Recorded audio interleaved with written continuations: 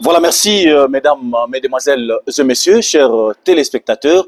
Nous sommes très heureux de nous retrouver encore aujourd'hui à travers ces beaux numéros de Kinzo de Plus, votre émission à laquelle nous parlons Congo. Il est vrai qu'on va toujours parler Congo puisque le Congo a pas mal de problèmes. Le Congo a beaucoup de problèmes, même sur le plan politique, économique, même sur le plan musical. Il y a des problèmes sérieux tout autour de nos artistes. C'est vrai que c'est au Congo où on va trouver, il y a tant de polémiques tout autour de nos artistes, surtout les musiciens.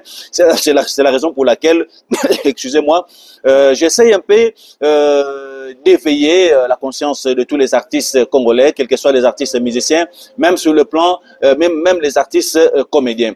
C'est vrai que l'actualité, comme je l'ai toujours dit, l'actualité reste dominée sur ce qui se passe à l'est du pays. C'est vrai que le Congo est agressé aujourd'hui, ça fait plusieurs années. La situation rwandaise, ça n'a pas commencé aujourd'hui, ça a commencé depuis l'époque de Mobutu jusqu'à aujourd'hui. Nous parlons toujours de ces problèmes qui se passent entre les Congo et les Rwandais. Mais on est quand même agressé. Pourquoi? Puisque jusque-là, on sent quand même que le président de la République se bat d'une manière ou d'une autre pour amener quand même la paix en RDC. Félicitations et puis coup de chapeau au président de la République. Et puis nous demandons toujours à tous ceux qui sont tout autour du président de la République de les soutenir. Et surtout, je fais appel à tous les députés d'être conscients quand même de ses devoirs, de soutenir aussi la vision du président de la République par rapport à tout ce qu'il est en train de faire comme effort, juste pour que la paix règne ici en RDC. On va parler musique aujourd'hui. Je vous avais promis hier qu'on devait parler d'un grand artiste. Aujourd'hui, il est plus résident en Europe, mais de temps en temps, il vient ici à Kinshasa. C'est depuis 1988 qu'il se trouve en France. C'est le papa de Maître Gims, c'est le papa de Dadju. Je pense que on va parler de celui qu'on appelait Jean Panga Wampanga. Jean Panga Wampanga, alias Juna Janana. Il a quand même une carrière très positive. Il est passé dans plusieurs groupes à laquelle on va essayer un peu d'en parler à travers les numéros d'aujourd'hui de Kinzo de Plus. Laissez-moi le temps de dire merci à tous les Congolais qui sont en train de suivre cette émission partout au monde. Je salue également le prêtre des prêtres, celui qu'on appelle Cyril Kina. Cyril Kina, c'est quand même un monsieur qui aime beaucoup les habits. C'est quelqu'un quand même qui fait quand même des efforts pour défendre quand même la population congolaise à travers le vêtement. Et puis, aujourd'hui, on va parler de quelqu'un. On va parler de quelqu'un, celui qu'on va parler de lui, c'est vraiment un grand prêtre des prêtres encore. Pourquoi? Puisque lui, il est en Europe, ça fait plusieurs années. Il est resté en Europe depuis... donc, il a fait plus de 40 ans en Europe. C'est un grand monsieur de la place. C'est un monsieur très social. C'est un monsieur qui sait comment vivre avec les gens. Aïbo Fana Batu. À soigner la relation. Il aime les artistes, il aime la musique. C'est pas pour rien, il a beaucoup soutenu les artistes. Lui, c'est De Castro de Kwenda. De Castro de Kwenda, c'est un grand monsieur de la place, résident en Europe. Na obete même que histoire na ye, nenga kenda poto, ça fait longtemps. Ça fait vraiment longtemps. Bani vi na ye, nenga lo barazan ba tumshu ba ke poto il y a 2 ans, il y a 3 ans, il y a 5 ans, il y a 10 ans. Mais ceux qui makele la zotia on dirait mutomo sala déjà 50 ans na poto. Mais tandis que De Castro de Kwenda, c'est un grand monsieur oyo, a komi na poto, a kuti bena mundela zaki na bleu. A komi na poto, a kuti mundela zaki nenga za lelote, mundela timbarate. Mais lui, quand même, dans la période où on a déjà un niveau de Mikili. Tout le monde que c'est un Tchangwe. Moi, na Tchangwe, moi, na secteur. Ndenge moko lelo, na ba José Wanduka. Bana secteur, bana Tchangwe. Oh lelo, ba la fierté ya Congo na niveau ya libanda ya mboka. Et ça, là, quand même, c'est aujourd'hui, quand on a même niveau pote comme lelo. Bato atondi belé oui, mais quand même faut trouver ba doyen, bato ba banara histoire en ya poto, bato banara histoire Mikili ezaki banani. Ezaki bato lokwa ba De Castro de Kwenda oyo akende afani na poto, aboti bana na Mikili, a s'installer na Mikili, ba karo yo ya danger wana. Donc série wana toujours à l'époque, série wana mutali boso ayi na kar ya danger na kini. Na zo ba za compresseur. Oyo ça la panique na niveau Kinshasa même ba madilo système bazaka paniquer la compresseur oyo De Castro de Kwenda aya na ngona niveau ya Kinshasa. Je vous rappelle que c'est un grand monsieur de la place, mais aujourd'hui on va essayer un peu de parler de lui par rapport à son courage. C'est un courage naie éveiller conscience à ba jeune aujourd'hui, courage naie tindi lelo ba jeune ba bunda ba kende pe ba Mikili ndenge lelo ebela ba jeune ba keke poto. Pourquoi? Puisque ba De Castro de Kwenda bazara dans Mikili ba pesa déjà image à bien, témoignage à bien, ba responsable azana Mikili na maman, azana mikili na bana, ba s'installa, au tal éducation à bana, le bien en tout cas non. Moi, si y a des cas de Kwenda, ensemble, ça là qui toko. On va parler de Jean Panga Wampanga, alias Juna Janana, né un certain 6 juin 1956. Toraki Lobi ke Madula Botamari na 1950. Et Yachosar a Botami na 1953. Mais Juna Janana a Botami na juin na 1955. Juna Janana, c'est un auteur-compositeur, un grand chanteur, un grand compositeur. Batbaming ba barate que Juna Janana a composé ba chanson ebelé. Il a eu à composer plusieurs chansons. On va essayer un peu de parler de lui. Je pense que Juna Janana est originaire il y a peuple Mongo. Et puis Tobo Sanate que Juna Janana, il a commencé sa carrière en 1974 comme chanteur et puis chorégraphe puisqu'à Bina Abanego Bina Kitoko. Jusqu'aujourd'hui d'ailleurs, il danse bien. Narotalaga Juna Janana Lelo. Malgré âge Ouazanango, mais vous allez sentir que c'est un bon danseur et puis c'est un bon chorégraphe. Dans les Kamaba chorégraphie, avant tout le monde a Lambio Bayanango. Donc Juna Janana Azara déjà un grand chorégraphe. Et puis sur tali même na Saturne na yetro mona que Juna Janana au tali stemaye quand même il représentait quand même moi et au bien aspect musical. Donc na likambo aspect. Atia Akatasuki Azalaka Bogar.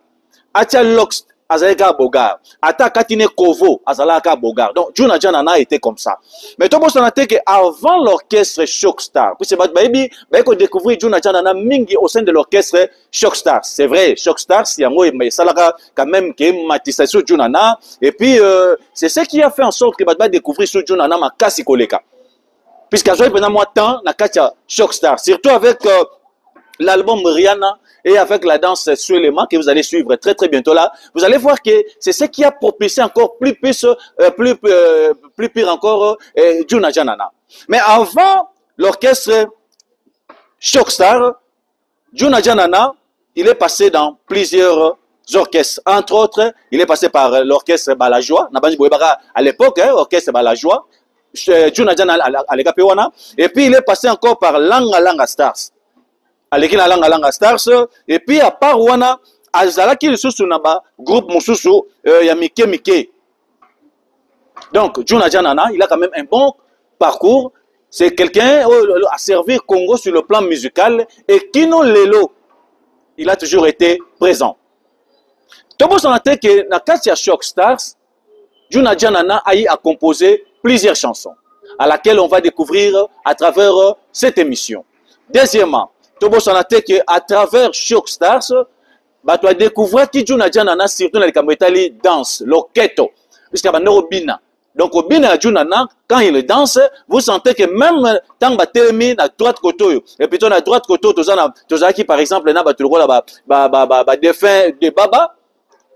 Tous les côtés nani qui encore lui aussi il est déjà décédé nani Wazaki président il y a Shockstars Ben Yamambo au moins peu pembeni wana il y avait un grand chanteur Carlito donc beta orchestre moko tala so choral wana choral fandi ota la Carlito azawana ota Deba bazawana ota la Juna Janana azawana et puis autant la pipa msuba zaki wana donc et ça allait quand même orchestre malonga ya munene oye kangara pena kin à l'époque kolongwana ye na Shockstar Juna Janana il va intégrer l'orchestre Viva la Musica. C'est à travers l'orchestre Viva la Musica tant bazo que ne tourner na niveau Europe ne salaki que Juna Janana atikala na poto depuis 1988. Donc c'est là où Juna a trouvé bon de rester en Europe. À ça la carrière na niveau ya mikili. Mais Tobo ça n'a pas été que Juna Janana, il est passé aussi par l'orchestre Victoria Eleison. Ça faut pas oublier. Je pense qu'on va essayer un peu d'en parler prochainement. Donc, bref, ce que je dois vous dire, allez-y comprendre que Juna Janana, il a apporté beaucoup sur le plan musical. Asali banzembo ebele même na vivre la musique, banzembo peut-être boye baraté, boye barango te il y a Juna Janana, il a composé plusieurs chansons après ça Papa Wemba a composé des chansons ebele même au sein de l'orchestre Viva la musique a composé et plutôt Victor Eleison, Juna Janana a composé des chansons. Même Nakata Shockstar, Junana a composé des chansons et ce sont des chansons que moi j'appelle comme Kessler le disait des chansons anthologiques. Banzembo etikala tilelo. Mais j'aimerais savoir aussi ça. Tout le nana nous morceaux avec Junana. Là, c'était au sein de l'orchestre Shockstars. Total, c'est qu'a été la quintessence de ses concerts, Ezaki Nakin. Mais total en plein nango, tout le son, toute la musique à Kalaning Ezaki Nelengi. Par rapport à la musique à Lelo, ma banga ezate, ma dédicace ezate, ma kele ezate, même micro ya pamba ya kala. Je pense que ce concert fera plaisir à le prêtre de prêtres de Castro de Kwenda. On va suivre une chanson là. Nzembo Bayemba de Castro de Kwenda. C'est la meilleure chanson où etikala tilelo na histoire à musique chantée par Madilo System. Juste un peu d'amour. On va suivre ça très très bientôt là. Mais entre-temps, suivons d'abord Juna Janana à travers ses concerts. C'était juste à l'époque ensemble avec Debaba, Carlito et les restes de les autres musiciens de l'orchestre Shockstars. C'est parti.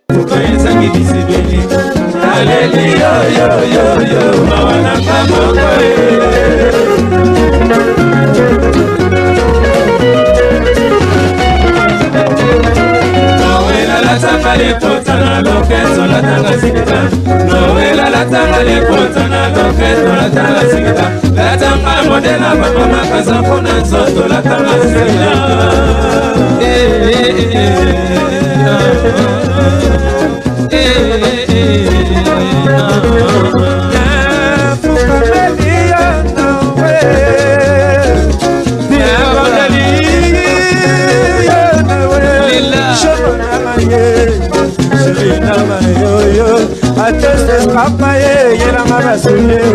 Noela la tanga le potana loketo la tanga sigita. Noela la tanga le potana loketo la tanga sigita. La tanga modela mama kaza pona zoto la tanga sigita. Alinga kananga yo mingiye, na bansa kananga yo mingiye. Vraiment nalinga na inoboyete mama. Noela la tanga le potana loketo la tanga sigita. Noela la tanga le potana loketo la tanga sigita. La tanga modela mama kaza pona zoto la tanga sigita.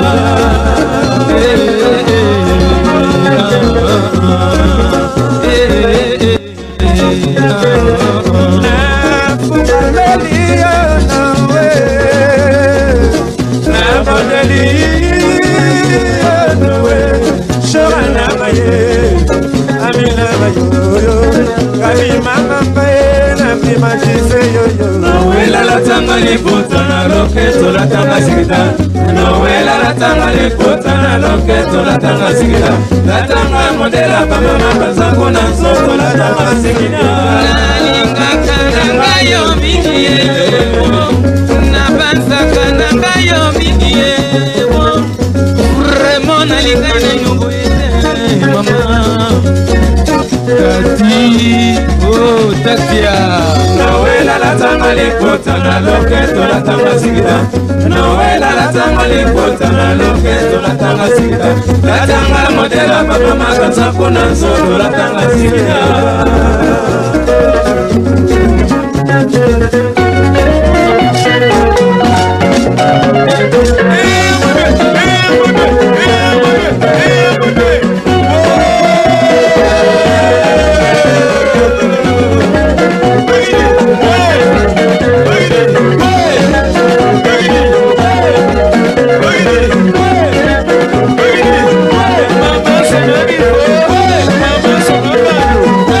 Mama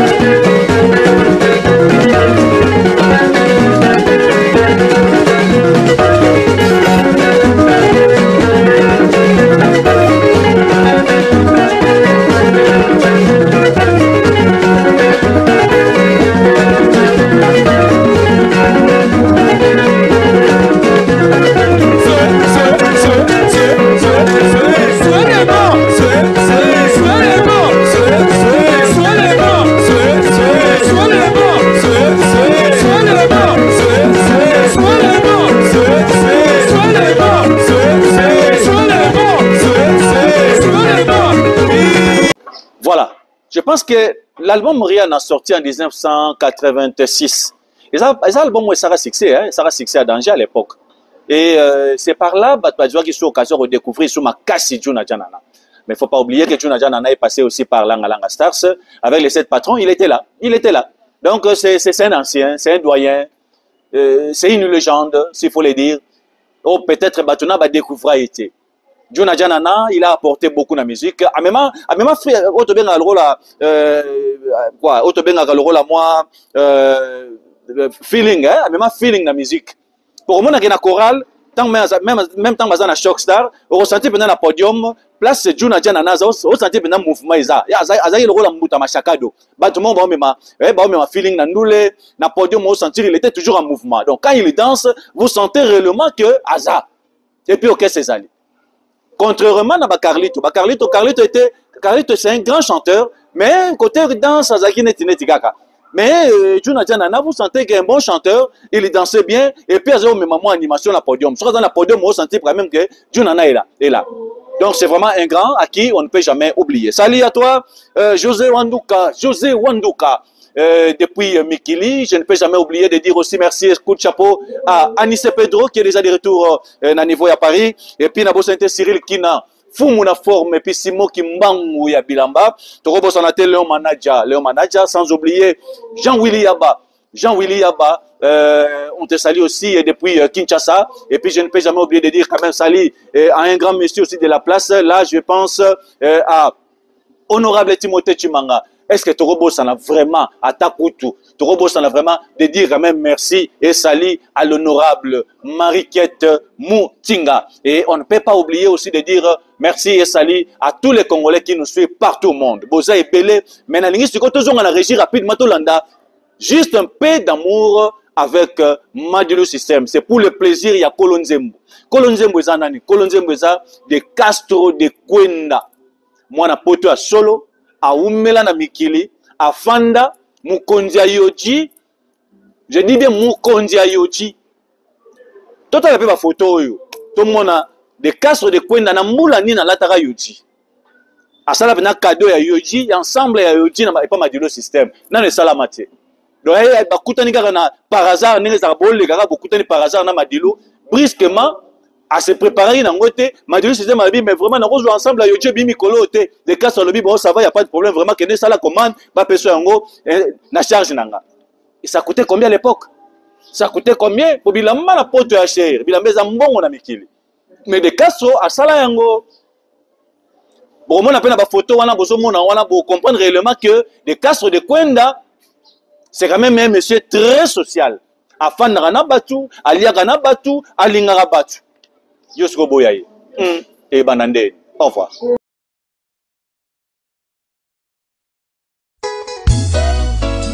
Nasilisina nokolia bolingote okomi kolongola basani. Michel Ladilouya, la plume d'or. Vive la fondation Mama Chantal Bia au Cameroun. Kozela te tongo etana mpo yo linganga bongo etuni makolo soki akoya mpokwa yango ekokweya yo komela eske ezali rendez-vous manke yoyo oma Salon Bodès Alphonse Okinde tangwa pomwa desi eleka boni yo badute na ngai mislo mosika na nga te yaka totanela libanda mwa lisolo na litoyo loboko na yo na lipeka na nga babenga biso ata bakiliba Fanny Cissé molingo yo kotindikanga na koningana te kino yo kondimelanga wana nga na gaze Mama Solantine kolinga te mayati ekoma ya semulu kolinga te nalela mpona kozindisa mokili kozala 40 jours 40 nuits Raymond de Yalolo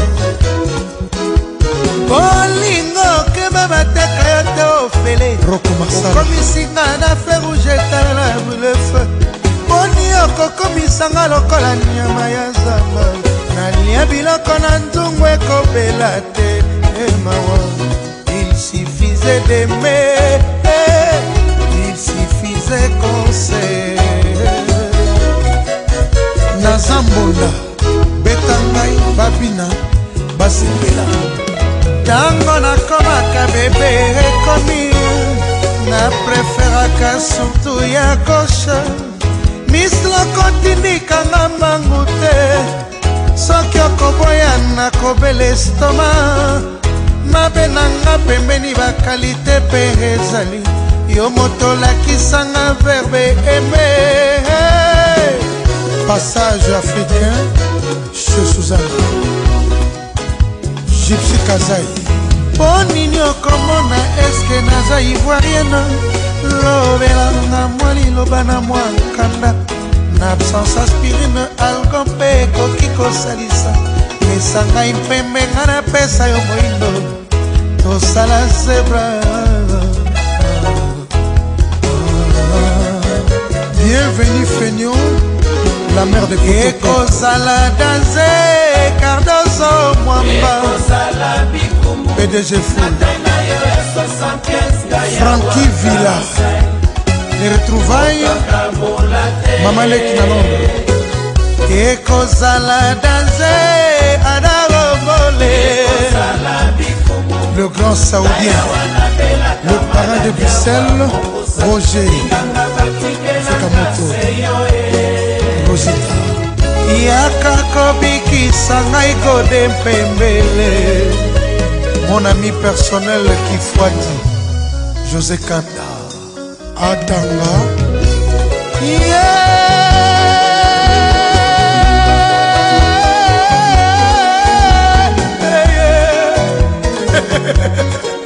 Célestin Kifou ma général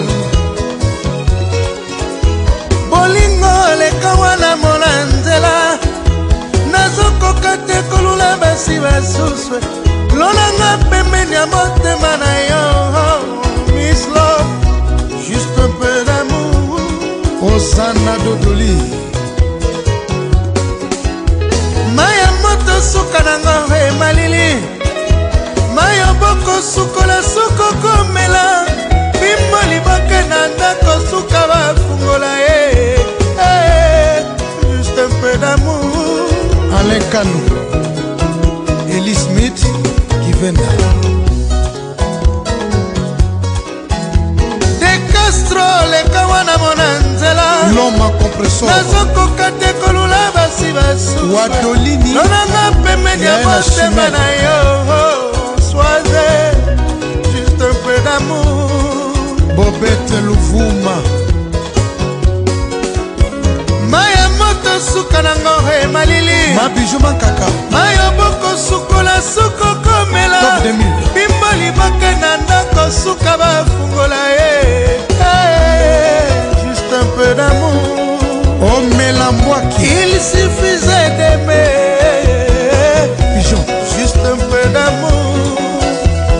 Pimboyo, Véronique Omanga, Basala, Yves Junior Tobo, PDG Verkis Kamwangana, Viana Rossignol Cantador.